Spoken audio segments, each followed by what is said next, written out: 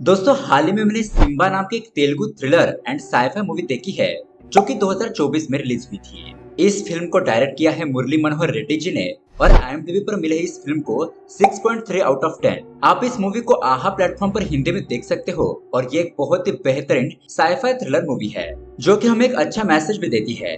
तो दोस्तों अगर आपको हमारा एक्सप्लेनेशन पसंद आता है तो वीडियो को लाइक और चैनल को सब्सक्राइब जरूर कीजिए। तो चलिए बिना किसी देरी के शुरू करते हैं आज की कहानी के शुरुआत में हमें एक प्यारी सी फैमिली को दिखाया जाता है जिसमें अक्षता, उसका पति माही और उसकी छोटी बेटी साथ साथ हैप्पीली रह रहे होते हैं। अक्षता के बारे में बात करें तो वो एक इंटरनेशनल स्कूल में टीचर का काम करती है और उसके पति माही के पैर काम न करने की वजह से वो व्हीलचेयर का इस्तेमाल करते हुए घर पर ही रहकर काम करता है। अब उसके बाद अक्षता अपनी बेटी को स्कूल ले जा रही थी तो यहाँ पर आस पड़ोस के लोगों से हमें पता चलता है कि अक्षता दिल की बहुत ही अच्छी इंसान है और वो किसी के साथ लड़ाई झगड़ा नहीं करती, इसलिए उसके आस पड़ोस के लोग अक्षता और उसकी फैमिली को अपना मानते हैं। खैर अब उसके अगले सीन में हमें अक्षता जिस स्कूल में पढ़ाती है वहाँ का सीन दिखाया जाता है जहाँ पर नील नाम के एक लड़के का बर्थडे था और उसके दोस्त नील के लिए बहुत ही अच्छे अच्छे गिफ्ट्स लेकर आए थे। लेकिन यहाँ पर विपुल नाम का एक उसका दोस्त एक पेड़ का पौधा गिफ्ट के तौर पर देता है तो अर्जुन नाम का एक लड़का कहता है कि अरे यार ये तुम क्या लेकर आ गए, भला कोई पेड़ का पौधा भी गिफ्ट के तौर पर देता है। ऐसा कहकर अर्जुन उस पौधे को नीचे फेंक देता है। तब यहाँ पर अक्षता क्लासरूम में पहुंचती है और वो बच्चों से पूछती है कि यहाँ पर क्या चल रहा है। अब बच्चे जो कुछ भी हुआ वो उसे बताने लगते हैं जिस पर अक्षता उन्हें समझाते हुए कहती है कि देखो नील के दोस्त जो भी गिफ्ट लेकर आए हैं वो 1-2 साल में टूट जाएंगे या फिर खराब हो जाएंगे, लेकिन अगर तुम इस पौधे को लगाकर उसका अच्छी तरीके से ख्याल रखोगे तो ये पौधा आने वाले कई सारे सालों में तुम्हारे साथ रहेगा। इस पौधे से तुम्हें अच्छी खुशबू, फल, ऑक्सीजन ये सब कुछ मिलेगा। और अब ये सारी बातें अर्जुन और उसके दोस्तों को समझ में आ जाती है और वो आलोक को सॉरी कहता है और उसके बाद अक्षता बच्चों को पढ़ाने लगती है। इस तरह से हम यहाँ पर देख पाते हैं कि अक्षता एक बहुत ही बेहतरीन टीचर है। अब दोस्तों स्कूल छूटने के बाद अक्षता देखती है कि राधा नाम की एक बच्ची को अभी तक उसके पेरेंट्स लेने के लिए नहीं आए थे तो वो यहाँ पर उसके लिए रुकती है।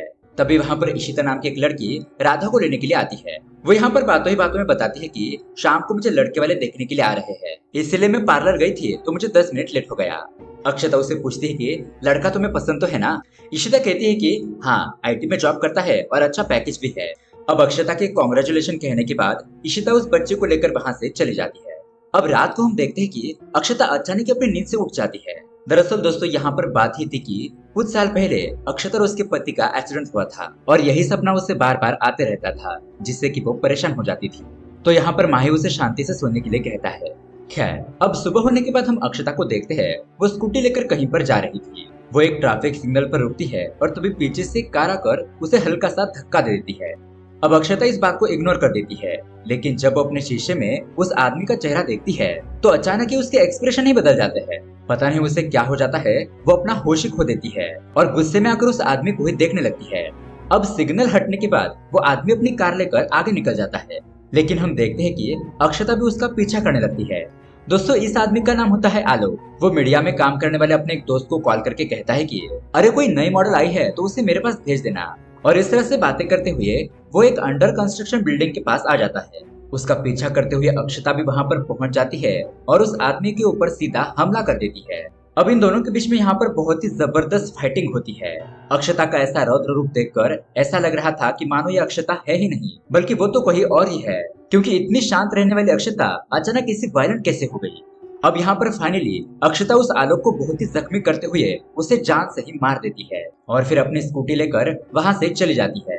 तो दोस्तों इस आदमी को अक्षता ने क्यों मारा यह हमें कहानी में आगे पता चलेगा। अब उसके अगले सीन में हमें पार्थ फार्मास्यूटिकल कंपनी को दिखाया जाता है। यहाँ पर एक मीटिंग चल रही थी और तभी वहाँ पर एक आदमी आकर कंपनी के बॉस पार्थ को बताता है कि सर किसी कंस्ट्रक्शन कंपनी के पास आलोक सर की मौत हो गई है। और ये बात सुनकर पार्थ परेशान हो जाता है क्योंकि आलोक उसका दोस्त था। यहाँ इस तरफ हम देखते हैं क्राइम लोकेशन पर पुलिस पहुंच जाती है और इन्वेस्टिगेशन करना शुरू कर देती है। इस केस को एसीपी अनुराग को सौंप दिया जाता है और वो यहाँ पर आकर ये खून कैसे हुआ होगा इसका अंदाजा लगाने लगता है। छानबीन करते वक्त अनुराग को कुछ लंबे बाल मिलते हैं, खून करते वक्त इस्तेमाल किया हुआ हथियार और कुछ फिंगरप्रिंट्स भी मिलते हैं। फिर वॉचमैन से पूछताछ करने पर पता चलता है कि यह आलोक नाम का बंदा लड़कियों को लेकर यहाँ पर रंगरेलियां मनाने के लिए आता था। अंदर जाकर देखने पर उन्हें वहाँ पर एक बेड भी दिखाई देता है, मतलब कि वॉचमैन की कही हुई बातें सच थी। फिर ऑफिसर अनुराग अपनी टीम से कहता है कि इस एरिया के सारे सीसीटीवी फुटेज निकालो और आलोक की कॉल हिस्ट्री चेक करके कुछ मिलता है क्या देखो। अब उसके अगले सीन में हमें एक बहुत बड़ी मीडिया कंपनी को दिखाया जाता है जहाँ पर हम फाजिल नाम के एक लड़के को देखते हैं जो कि एक इन्वेस्टिगेशन जर्नलिस्ट होता है। ये लोग यहाँ पर अभी अभी हुए आलोक के मर्डर न्यूज को ही कवर कर रहे थे। उसके बाद हम इस कंपनी में इशिता को देखते हैं जो कि किसी आईटी कंपनी में काम करने वाले लड़के से शादी करने वाली थी और वो यही बात अपने कोवर्कर्स को बता रही थी। तब भी वहाँ पर फाजिल आता है और उसे कहता है कि अरे वाह, ये तो बहुत ही अच्छी बात है कि तुम आईटी में काम करने वाले लड़के से शादी कर रही हो, लेकिन पैकेज बड़ा है तो उसके ऊपर वर्कलोड भी बहुत ज्यादा होगा। तुम आलीशान घर में महंगी गाड़ी में तो घूमोगी, लेकिन उसका ईएमआई भरते भरते तुम्हारे पति की जिंदगी गुजर जाएगी और ऐसे में वो तुम्हें टाइम भी नहीं दे पाएगा। लेकिन बाकी सब कुछ ठीक है, तुम कर लो शादी। इस तरह से वो इशिता के मन में उस लड़के के लिए एक डाउट क्रिएट कर देता है। खैर, अब उसके अगले दिन सुबह एसीपी अनुराग पुलिस स्टेशन में पहुंचता है, जहां पर उसकी टीमों से बताते हैं कि सर, ये आलोक बहुत ही लौंडियाबाज आदमी था, लड़कियों को पैसे देकर उनके साथ अय्याशी करता था। उसकी लास्ट कॉल पर बात तीर्था नाम के एक बंदे से हुई थी और सर, उस एरिया के सीसीटीवी फुटेज से पता चला है कि उस आलोक की कार का एक लेडी पीछा कर रही थी जिसकी उम्र तकरीबन 30 साल होगी, लेकिन हेलमेट पहनने की वजह से और कैमरा क्वालिटी खराब होने की वजह से ये लोग उस लेडी का चेहरा नहीं देख पाते। अब ये घटना होने के बाद वो महिला स्कूटी लेकर जिस एरिया में गई थी उस एरिया के बारे में ये लोग छानबीन करना शुरू कर देते हैं। यहाँ दूसरी तरफ फाजिल उस बिल्डिंग के पास आकर वॉचमैन को कुछ पैसे देता है और वहाँ पर छानबीन करता है, कुछ सबूत इकट्ठा करता है ताकि इसके रिलेटेड न्यूज बना सके। अब उसके बाद हमें स्कूल का सीन दिखाया जाता है जहाँ पर इशिता राधा को लेने के लिए आई थी। तो यहाँ पर अक्षता के पूछने पर वो उसे बताती है कि मैंने उस आईटी में काम करने वाले लड़के को रिजेक्ट कर दिया। अब उसके 2 दिन बाद जब इशिता स्कूल आती है तो वो अक्षता को बताती है कि मैंने गवर्नमेंट जॉब करने वाले लड़के को भी रिजेक्ट कर दिया। वो लड़के तो अच्छे थे और उनका पैकेज भी अच्छा था, लेकिन मुझे नहीं लगता कि मैं उनके साथ अच्छी तरीके से लाइफ बिता पाऊंगी। अब ये देखकर अक्षता उससे पूछती है कि ये सारी बातें तुम्हारे दिमाग में डालता कौन है। इशिता तुरंत ही कहती है कि मेरा दोस्त फाजिल, वही मुझे अच्छी अच्छी एडवाइस देता रहता है। तो दोस्तों, अक्षता यहाँ पर मामला समझ जाती है।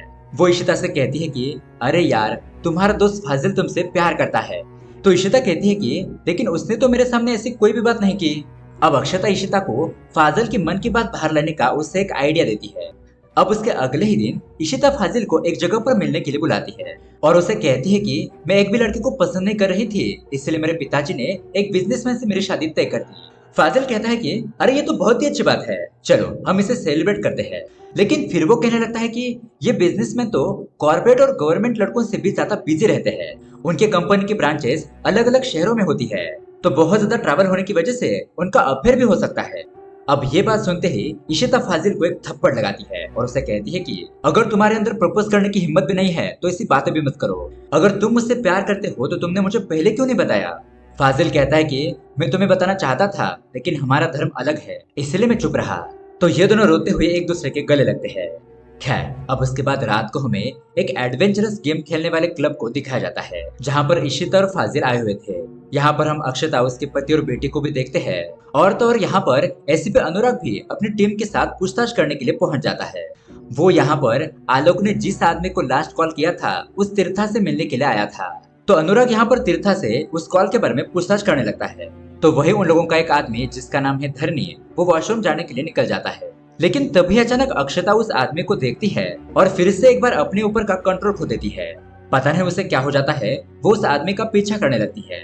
अब यहाँ पर फाजिल भी आया हुआ था और वो भी उस आदमी को देखकर कुछ अजीब सा बिहेव करने लगता है और ये दोनों ही धरनी के पीछे पीछे वॉशरूम के अंदर चले जाते हैं। धरनी उन लोगों को देखकर हैरान हो जाता है और उनसे पूछता है कि अरे तुम लोग यहाँ पर क्या कर रहे हो? मैडम, ये जेंट्स वॉशरूम है। तो वो दोनों धरनी की कोई भी बात नहीं सुनते और उसके ऊपर हमला कर देते हैं। इन लोगों के बीच में खतरनाक फाइटिंग शुरू हो जाती है और देखते ही देखते अक्षत और फाजिल ये दोनों मिलकर धरनी को जान से ही मार देते हैं और फिर वहां से चले जाते हैं। थोड़ी देर के बाद धरनी के लोगों को पता चलता है कि वॉशरूम के अंदर धरनी को किसी ने मार दिया है। तो अनुराग और उसकी टीम तुरंत ही वॉशरूम में पहुंचती है और इस केस की इन्वेस्टिगेशन शुरू कर देती है। तीर्था अपने आदमी को मारा हुआ देखकर तुरंत ये बात पार्थ को बता देता है कि किसी ने हमारे एक और साथी को मार दिया। अब ये खबर सुनते हुए बहुत ज्यादा परेशान हो जाता है और तुरंत ही एसीपी अनुराग को कॉल करता है। पार्थ उसे कहता है कि एसीपी, तुम ये केस हैंडल कर रहे हो ना? देखो, मेरे 2 साथी मारे गए हैं। जो भी ये सब कुछ कर रहा है तुम्हें जल्द से जल्द उसे पकड़ना होगा, नहीं तो तुम्हारी जॉब गई समझो। अब यहाँ पर वॉशरूम में अनुराग इतनी तोड़फोड़ देखकर ये अंदाजा लगाता है कि जरूर ये काम 2 लोगों का होगा, क्योंकि एक आदमी इतनी तोड़फोड़ नहीं कर सकता। फिर वो अपनी टीम से कहता है कि इस एरिया के सारे सीसीटीवी फुटेज निकालो और कंट्रोल रूम में लेकर आओ। अब उसके अगले दिन अनुराग को एक हेलमेट के बारे में पता चलता है और इस तरह के हेलमेट को एक कैंपेन के जरिए बहुत सारे लोगों को फ्री में बांटा गया था। तो पुलिस की टीम उस ऑफिस जाकर जिन जिन लोगों को ये हेलमेट बांटा गया था उन सभी लोगों की लिस्ट निकालती है और शहर के मेन सड़क के सीसीटीवी फुटेज को निकालने पर उन्हें कुल मिलाकर 6 लोग सस्पेक्ट के तौर पर मिलते हैं। उन्हीं में से एक फुटेज में उन्हें एक लेडी दिखाई देती है और उस लेडी ने भी सेम उसी तरह का हेलमेट पहना था। अब अनुराग को वो सेम लेडी उस एडवेंचर क्लब के सीसीटीवी फुटेज में भी दिखाई देती है और ये लोग अक्षता और फाजिल को वॉशरूम के अंदर जाता हुआ देख लेते हैं और उन लोगों को समझ में आ जाता है कि इन दोनों ने ही मिलकर धरने को मार डाला है।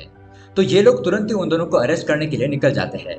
यहाँ इस तरफ हम देखते हैं कि स्कूल में एक फंक्शन चल रहा था जहाँ पर अक्षता को बेस्ट टीचर का अवार्ड देकर सम्मानित किया जाता है। वहाँ पर अक्षता का परिवार, सारे बच्चे और स्कूल का स्टाफ सभी लोग बहुत ज्यादा खुश थे।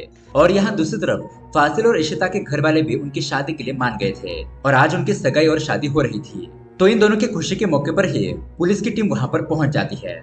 ये लोग फाजिल को यहाँ पर अरेस्ट करके ले जाते हैं और उसके परिवार के लोग तो बहुत ज्यादा शॉक हो जाते हैं। यहाँ इस तरफ पुलिस ऑफिसर स्कूल में पहुंचकर अक्षता को गिरफ्तार करके उससे भी पुलिस स्टेशन लेकर जाते हैं। फाजिल और अक्षता को कुछ समझ नहीं आ रहा था कि पुलिस ने उन्हें क्यों अरेस्ट किया है। उन्होंने जो कुछ भी मर्डर किए थे उनको वो कुछ भी याद नहीं था। वो लोग चिल्ला चिल्ला कर पुलिस से कह रहे थे कि हम लोगों ने कुछ नहीं किया है, प्लीज हमें यहाँ पर क्यों लाए हो, हमें छोड़ दो। लेकिन कोई भी उनकी बात नहीं सुनता और उन लोगों को जेल के अंदर डाल दिया जाता है। अब उसके बाद क्या था, मीडिया वाले तुरंत यहाँ पर पहुंच जाते हैं और इस न्यूज को कवर कर लेते हैं जिससे कि ये न्यूज पूरे शहर में फैल जाती है। यहाँ पर टीवी देख रहे पार्थ को जब ये बात पता चलती है कि उसके दोस्तों को मारने वाले आदमी अरेस्ट हो चुके हैं तो वो तुरंत ही एसीपी अनुराग को कॉल करने लगता है ताकि उन लोगों को बाहर निकालकर उन्हें जान से मार सके। लेकिन यहाँ पर एसीपी अनुराग उसका कॉल कट कर देता है तो पार्थ गुस्से में आकर उसके जान पहचान वाले सीनियर ऑफिसर को कॉल करता है और उसे ये केस खुद अपने हाथ में लेने के लिए कहता है और ये केस हैंडल कर रहे एसीपी अनुराग को इस केस से हटाकर किसी दूसरे केस पर लगाने के लिए कहता है। अब उसके बाद सीनियर ऑफिसर संतोष नाम के पुलिस ऑफिसर को अपने पास बुलाता है। वो उससे पूछता है कि क्या हमारे पास कोई नया केस आया है। ऑफिसर संतोष बताता है कि हाई कोर्ट के जज के बेटे का एक्सीडेंट हुआ है। अब ये बात सुनने के बाद सीनियर ऑफिसर तुरंत ही एसीपी अनुराग को कॉल करता है और कहता है कि मैं तुम्हें इस केस से हटा रहा हूँ, अब आगे से ये केस ऑफिसर संतोष हैंडल करेगा। ऑफिसर अनुराग कहने लगता है कि सर प्लीज, मैंने गुनहगारों को पकड़ लिया है, मुझे सच क्या है इसका पता लगाने दीजिए। लेकिन उसका सीनियर ऑफिसर उसकी कोई भी बात नहीं मानता और उससे वहां से निकलकर हाईकोर्ट के वकील के बेटे के एक्सीडेंट का केस हैंडल करने के लिए कहता है। अब ऑफिसर अनुराग अपने सीनियर की बात तो नहीं टाल सकता था और उसे अपने सीनियर ऑफिसर के ऊपर शक हो जाता है कि ये लोग पार्थ से मिले हुए हैं और ये लोग अक्षता और फाजिल को मारने का प्लान बना रहे हैं। इसलिए वो अपनी टीम से कहता है कि तुम लोग 2 दिन तक यहाँ पर कड़ी निगरानी रखो और बाहर मीडिया में जाकर चुपके से ये बात फैला दो कि अरेस्ट हुए गुनहगारों का एनकाउंटर होने वाला है, जिससे कि ये बात मीडिया में फैल जाएगी और ये लोग यहाँ पर कुछ नहीं कर पाएंगे। फिर आगे मैं देखता हूँ कि इस केस का क्या करना है। ऐसा कहकर ऑफिसर अनुराग वहाँ से चला जाता है। तो उसी तरह से कांस्टेबल राजू चाय पीने के बहाने से बाहर जाता है और बाहर खड़े न्यूज रिपोर्टर को चुपके से बताता है कि अरेस्ट हुए लोगों की जान खतरे में है। तो फिर क्या था, मीडिया वाले अपना काम शुरू कर देते हैं। यहाँ इस तरफ ऑफिसर अनुराग एक्सीडेंट वाली जगह पर पहुंचता है और पूछताछ करने पर उसे पता चलता है कि हाईकोर्ट के जज का बेटा यहाँ के पास ही के कॉलेज में पढ़ाई करता है और वो और उसके कुछ दोस्त मिलकर यहाँ पर रेसिंग करने के लिए आए थे और इसी दौरान उस लड़के का एक्सीडेंट हो गया और उसके सर पर बहुत ही गहरी चोट लगी है। यहाँ पास के कॉर्पोरेट हॉस्पिटल में उसे एडमिट किया गया है। तो अनुराग तुरंत ही हॉस्पिटल में पहुंच जाता है। अब यहाँ ऑपरेशन थिएटर में डॉक्टर उस लड़के का ऑपरेशन कर रहे थे, लेकिन यह केस बहुत ज्यादा कॉम्प्लिकेट होता जा रहा था। उसके बाद डॉक्टर जज के पास आते हैं और उनसे कहते हैं कि सर, आपके बेटे का ऑपरेशन हमारे कंट्रोल से बाहर है और इतना ज्यादा कॉम्प्लिकेटेड ऑपरेशन सिर्फ बेस्ट सर्जन डॉक्टर ईरानी ही कर सकते हैं। तो यहाँ पर सब लोग उन्हें तुरंत ही इंडिया बुला लेते हैं। अब इमरजेंसी केस था, इस वजह से डॉक्टर ईरानी भी यहाँ पर पहुंच जाते हैं और हॉस्पिटल आकर यहाँ पर तुरंत ही ऑपरेशन शुरू कर देते हैं। अब 2-4 घंटे के क्रिटिकल ऑपरेशन के बाद ऑपरेशन सक्सेसफुल हो जाता है। डॉक्टर ईरानी बाहर आकर जज साहब को बताते हैं कि आपका बेटा खतरे से बाहर है, आप उससे मिल सकते हैं और जज साहब यहाँ पर उनका बहुत बहुत शुक्रिया अदा करते हैं। यहाँ इस तरफ ऑफिसर पार्थ संतोष को कॉल करके कहता है कि तुम आज रात 2 बजे उन लोगों को जेल से बाहर निकालो, हम उन लोगों का एक्सीडेंट करवा के या फिर एनकाउंटर करके उन लोगों को मार देंगे। तो तभी इन लोगों की बात कांस्टेबल राजू सुन लेता है और तुरंत ही ऑफिसर अनुराग को बता देता है। अनुराग कांस्टेबल से कहता है कि तुम ये खबर मीडिया वालों को और उसके घर वालों को तुरंत जाकर बता दो और पुलिस स्टेशन के चारों तरफ निगरानी रखने के लिए कहो, वो लोग नजरों से बचकर बाहर नहीं जाने पाए। तो यहाँ पर ऑफिसर संतोष और उसकी टीम मिलकर अक्षता और फाजिल को रात के 2 बजे जेल से बाहर ले जाने लगते हैं। लेकिन तभी अचानक मीडिया वाले और उनके घर वाले उन लोगों का रास्ता रोक लेते हैं और यहाँ पर इन लोगों का प्लान फ्लॉप हो जाता है। इसलिए उन लोगों को फिर से अक्षता और फाजिल को जेल के अंदर डालना पड़ता है। अब उसके अगली सुबह ऑफिसर संतोष उन लोगों को कोर्ट के बहाने से बाहर ले जाने लगता है। अब यहाँ पर मीडिया वाले अक्षत और फाजिल के घर वाले उन लोगों को देख रहे थे और उन लोगों को यहाँ पर दर्द भरी हालत में देखकर वो दोनों ही रोने लगते हैं। यहाँ इस तरफ तीर्था पार्थ से कहता है कि वो लोग जेल से बाहर निकल गए हैं, हम ये मौका छोड़ नहीं सकते, मैं उन लोगों को रास्ते में ही खत्म कर दूंगा। तो उसके थोड़ी देर बाद में यहाँ बीच रास्ते में ही तीर्था पुलिस की गाड़ी को रोक देता है और उन दोनों को मारने के लिए जब वो अंदर जाता है तो अक्षता और फाजिल जैसे ही तीर्था को देखते हैं तो फिर से उन लोगों को कुछ हो जाता है। वो दोनों तीर्था को मारना पीटना शुरू कर देते हैं। पुलिस जब उन्हें रोकने की कोशिश करती है तो वो पुलिस को भी पीट देते हैं। अब यहाँ पर हम देखते हैं कि उसी रास्ते से डॉक्टर ईरानी भी जा रहे थे, लेकिन जब वो भी तीर्था को देखते हैं तो ये तीनों मिलकर तीर्था को बहुत ही बेरहमी से मारने लगते हैं और फाइनली उसे जान से ही खत्म कर देते हैं। पुलिस भी यहाँ पर कुछ नहीं कर पाती। अब वहाँ पर रास्ते पर मौजूद कुछ लोग इन लोगों का वीडियो निकालकर इंटरनेट पर डाल देते हैं और मीडिया के जरिए ये न्यूज पूरे शहर में फैल जाती है। जब अक्षत, फाजिल और ईरानी इनके घर वाले जब ये न्यूज देखते हैं तो वो लोग सोचने लगते हैं कि ये कैसे हो सकता है। खैर, अब यहाँ पर इन तीनों को पुलिस स्टेशन ले जाया जाता है और बहुत ज्यादा मारा पीटा जाता है। उनसे पूछा जाता है कि तुम लोगों ने ऐसा क्यों किया, लेकिन उन तीनों के पास कोई भी जवाब नहीं था। वो लोग सिर्फ यही कहने लगते हैं कि हमने कुछ नहीं किया है, हम पर विश्वास कीजिए, हम किसी को मार नहीं सकते। अब इन लोगों का ये मामला पूरा हेड ऑफिस तक पहुंच जाता है। आईपीएस वेंकटेश इस केस को हैंडल करने वाले पुलिस ऑफिसर को अपने पास तुरंत ही बुला लेते हैं और सीनियर ऑफिसर और संतोष को डांटकर ये केस पूरी तरीके से अनुराग को सौंप देते हैं। अब उसके बाद अनुराग अपनी तरीके से इन्वेस्टिगेशन शुरू कर देता है। वो अक्षता, फाजिल और ईरानी को उन्होंने जो मर्डर किया था उसका फुटेज दिखाने लगता है और उन्हें पूछता है कि आप लोगों ने ऐसा क्यों किया। वो तीनों ही लोग कहने लगते हैं कि हम ऐसा कभी नहीं कर सकते, हमने ऐसा कुछ किया है ये हमें याद भी नहीं है। अब इन तीनों लोगों को जितने भी लोग जानते थे उन लोगों से पूछताछ करने पर यही बात पता चलती है कि ये तीनों लोग सीधे साधे हैं, ये लोग किसी को भी नुकसान नहीं पहुंचा सकते। तो फिर सोचने वाली बात ये थी कि इन लोगों ने ये मर्डर कैसे किए। इसलिए दोस्तों कोर्ट से दरख्वास्त करने पर इन तीनों लोगों को साइकेट्रिस्ट डॉक्टर प्रोवाइड किया जाता है ताकि एक साइकेट्रिस्ट डॉक्टर इन तीनों से बातचीत करके कुछ क्लू मिलता है या नहीं ये देख पाए। तो दोस्तों यहाँ पर एंट्री होती है साइकेट्रिस्ट डॉक्टर अनुजा की। तो अनुजा पुलिस स्टेशन पहुंचकर अक्षता, फाजिल और ईरानी से एक एक करके बातचीत करने लगती है, उनसे पूछताछ करने लगती है, उनके बारे में जानने की कोशिश करती है। तो इन तीनों की बातचीत से ये पता चलता है कि ये तीनों ही लोग अपने सामने हो रहे अन्याय को देख नहीं पाते, उसके खिलाफ सीधा आवाज उठा देते हैं। अब उसके बाद डॉक्टर अनुजा और पुलिस की टीम ये सोचने लगती है कि यहाँ पर हम कोई क्लू मिस तो नहीं कर रहे, क्योंकि वो लोग तो कुछ तो बात मिस कर रहे थे। और तभी अचानक डॉक्टर अनुजा को एक आइडिया आता है। वो इन तीनों की मेडिकल रिपोर्ट मंगवाने के लिए कहती है, जिसके जरिए ये पता चल सकता था कि इन तीनों का बर्ताव ऐसा क्यों हो रहा है।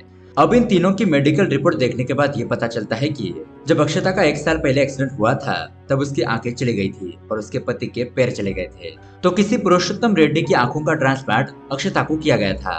अब उसके बाद जब फाजिल की मेडिकल रिपोर्ट को चेक किया जाता है, 1 साल पहले फाजिल का हार्ट ट्रांसप्लांट हुआ था और वो हार्ट पुरुषोत्तम रेड्डी का ही था। तो उसी तरह से यहाँ पर डॉक्टर ईरानी का भी बोन ट्रांसप्लांट का ऑपरेशन हुआ था और वो भी पुरुषोत्तम का ही। मतलब कि इन तीनों लोगों के शरीर के अंदर पुरुषोत्तम रेड्डी के ही ऑर्गन्स फिट किए गए हैं। अब ये सब कुछ देखने के बाद साइकेट्रिस्ट डॉक्टर अनुजा को सारा मामला समझ में आ जाता है। वो इन बाकी के लोगों को बताती है कि ये एक साइंस है, सेल मेमोरी साइंस। मतलब कि पुरुषोत्तम रेड्डी के बॉडी पार्ट्स इन तीनों के शरीर में मौजूद होने की वजह से उस पार्ट के अंदर जो सेल्स है उनकी मेमोरी अभी भी जिंदा है। इसी वजह से ये तीनों लोग एक ही तरह का बर्ताव कर रहे हैं। अब यहाँ पर हमें ये पुरुषोत्तम रेड्डी कौन है इसके बारे में पता लगाना होगा। तो ये लोग तुरंत ही उसका एड्रेस पता कर लेते हैं और उस जगह पर जाने के लिए निकल जाते हैं। तो वही पुलिस स्टेशन में मौजूद एक आदमी ये खबर पार्थ को बता देता है और जैसे ही पार्थ पुरुषोत्तम रेड्डी का नाम सुनता है उसके तो होश उड़ जाते हैं। अब यहाँ दूसरी तरफ अनुराग और उसकी टीम ग्रीन सेंटर पहुंच जाते हैं। यहाँ पर उन्हें पता चलता है कि पुरुषोत्तम रेड्डी साहब की तो 1 साल पहले ही मौत हो चुकी थी। ये जगह उनकी ही है और हम यहाँ पर अपना सेंटर चला रहे हैं। यहाँ पर हम बहुत सारे पौधे लगाते हैं और लोगों को भी पौधे लगाने के लिए प्रोत्साहित करते हैं। उनका एक पीए गोपाल स्वामी यहाँ पर मौजूद है, वो आपको पुरुषोत्तम रेड्डी जी के बारे में सब कुछ बता देगा। तो ये लोग तुरंत ही गोपाल के पास पहुंचते हैं। गोपाल इन लोगों को बताने लगता है कि पुरुषोत्तम रेड्डी का मतलब पेड़ों की रक्षा करने वाला एक हीरो। वो एक डिस्ट्रिक्ट फॉरेस्ट ऑफिसर थे और जहाँ पर भी पेड़ काटे जाते थे वो वहाँ पर पहुंचकर उन लोगों को मार ही देते थे। पेड़ों के प्रति उनका अलग ही जुनून था। पेड़ पौधों को लगाना और उनकी रक्षा करना यही उनका एकमात्र लक्ष्य था। जब उनकी पत्नी प्रेग्नेंट थी तब उसने कहा कि आज के बाद आप ये मारकाट का धंधा छोड़ देंगे और पेड़ों को बचाने के साथ साथ ज्यादा पेड़ लगाने के बारे में योगदान देंगे। अब यहाँ पर पुरुषोत्तम अपने बच्चे की वजह से अपनी पत्नी की बात मान लेता है। तो ऐसे ही एक दिन हाईवे पर बहुत ज्यादा कोहरा होने की वजह से एक बहुत बड़ा एक्सीडेंट हो जाता है, जिसमें करीब करीब 30 से 40 लोगों की ऑन द स्पॉट ही मौत हो जाती है। अब ये न्यूज सारे मीडिया चैनल के जरिए पूरे शहर में फैल जाती है। तो इसी बारे में बातचीत करने के लिए मीडिया वाले ऑफिसर पुरुषोत्तम के पास आते हैं। तो पुरुषोत्तम उन लोगों को बताने लगता है कि यह एक्सीडेंट किसी कोहरे की वजह से नहीं हुआ है। कोहरा तो विंटर के सीजन में आता है और अभी तो फिलहाल सितंबर चल रहा है। मैं आपको यहाँ पर बता दूं, ये धुआं हाईवे के पास ही बने फार्मास्यूटिकल इंडस्ट्री की वजह से हो रहा है, जिस वजह से शहर में रहने वाले लोगों को सांस लेने में दिक्कत हो रही है। ऐसी एक्सीडेंट वाली घटनाएं बढ़ रही है और इन जहरीली गैस की वजह से पेड़ पौधे भी मर रहे हैं। अब दोस्तों, पुरुषोत्तम रेड्डी की कही हुई ये बातें शहर के लोगों को भी ठीक ही लगती है और लोग फार्मास्यूटिकल इंडस्ट्री के खिलाफ आंदोलन करना शुरू कर देते हैं। इसीलिए अब गवर्नमेंट हाईवे के पास वाले फार्मास्यूटिकल कंपनी को तुरंत ही बंद करवा देती है। और दोस्तों, यहाँ पर आता है बहुत बड़ा ट्विस्ट। दरअसल यहाँ पर हमें पता चलता है कि ये कंपनियां और किसी की नहीं बल्कि पार्थ की ही थी। अब यहाँ पर गोपाल बताता है कि पेड़ों की रक्षा और सुरक्षा करने वाले हमारे पुरुषोत्तम रेड्डी साहब और उनकी वाइफ की एक एक्सीडेंट में मौत हो गई। लेकिन ऑफिसर अनुराग को यहाँ पर कुछ मिसिंग लगता है, इसीलिए वो फार्मास्यूटिकल कंपनी के मालिक पार्थ से मिलने के लिए चला जाता है। अब यहाँ पर पार्थ उसे कॉफी पीने के लिए कहता है और उसे सारी सच्चाई भी बताने लगता है।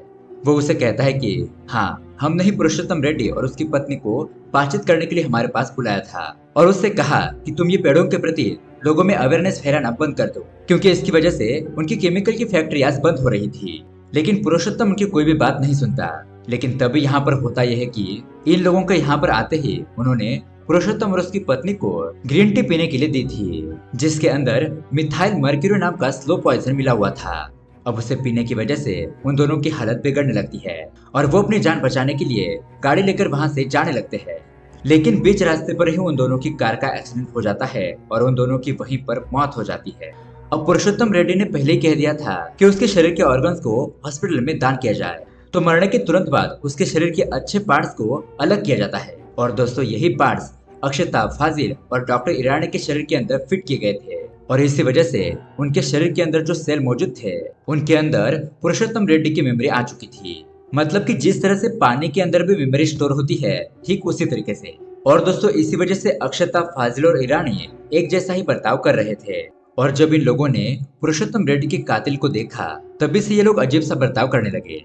अब यहाँ पर जैसे ये बात ऑफिसर अनुराग को पता चलती है कि पार्थ ने ही पुरुषोत्तम रेड्डी और उसकी वाइफ को मारा है, तो वो उसे अरेस्ट करने के लिए जाता है। लेकिन तभी उसे पता चलता है कि उसके कॉफी के अंदर भी वो मिथाइल मर्क्यूरी वाला स्लो पॉइजन मिला दिया गया था। इसलिए वो अपनी जान बचाते हुए सीधा कार लेकर हॉस्पिटल जाने के लिए निकल जाता है। यहाँ इस तरफ पार्थ और उसके आदमी मिलकर अक्षता, फाजिल और ईरानी को पकड़ लेते हैं और उनके परिवार के सामने ही उन लोगों को मारने लगते हैं। अब ये लोग इन लोगों को फाइनली मारने ही वाले थे कि तभी अचानक वहाँ पर ऑफिसर अनुराग पहुंच जाता है। मतलब कि दोस्तों, अनुराग टाइम पर हॉस्पिटल पहुंचकर उस जहर का एंटीडोट मिलने की वजह से उसकी जान बच गई थी। अब यहाँ पर अनुराग पहुंचकर पार्थ और उसके आदमियों को मारने लगता है, उन लोगों को एक एक करके खत्म कर देता है। फिर अक्षता, फाजिल और ईरानी ये तीनों मिलकर पार्थ को जान से ही मार देते हैं। और दोस्तों, इस तरह से पुरुषोत्तम रेड्डी का बदला पूरा हो जाता है। अब कहानी के एंड में जब कोर्ट में एक केस चलता है तो डॉक्टर अनुजा इन तीनों के शरीर के अंदर जो पुरुषोत्तम रेड्डी के बॉडी पार्ट्स थे उनकी सेल मेमोरी की वजह से इन लोगों ने मर्डर किया है, ये बात प्रूफ करती है। वो इस तरह के कई सारे केसेस के उदाहरण जज के सामने पेश करती है और अब इसीलिए जज साहब इन तीनों को बाइज्जत बरी कर देते हैं। और ये फैसला सुनते ही अक्षता, फाजिल और ईरानी उनके परिवार वाले बहुत ही ज्यादा खुश हो जाते हैं। और दोस्तों, इसी तरह से ये कहानी यहीं पर एंड हो जाती है। तो दोस्तों, ये कहानी आपको कैसी लगी हमें कमेंट करके जरूर बताइएगा। साथ ही ऐसे ही अमेजिंग मूवी देखने के लिए हमारे चैनल को सब्सक्राइब जरूर कीजिए। मिलते हैं अगली वीडियो में। Thanks for watching.